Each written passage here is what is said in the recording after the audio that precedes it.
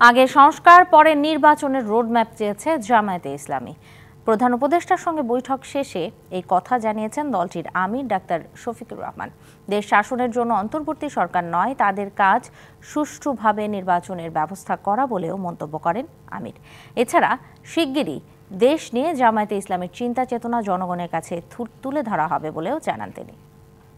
আমরা অবিলম্বে আমাদের চিন্তা জাতির সামনে তুলে ধরব যে কি কি সংস্কার এই মুহূর্তে প্রয়োজন, কি কি সংস্কার পরবর্তী পর্যায়ে আমাদের লাগবে। আমরা আশা করছি এই বর্তমান অন্তর্বর্তীকালীন যে সরকার আছে তারা কোনো ধরনের পক্ষ বিপক্ষের মানসিকতা না নিয়ে বরঞ্চ নিরপেক্ষ দৃষ্টিকোণ থেকে তারা দেশকে একটা ভালো জায়গায় নিয়ে একটা সুষ্ঠু নির্বাচন তারা দিতে সক্ষম হবেন।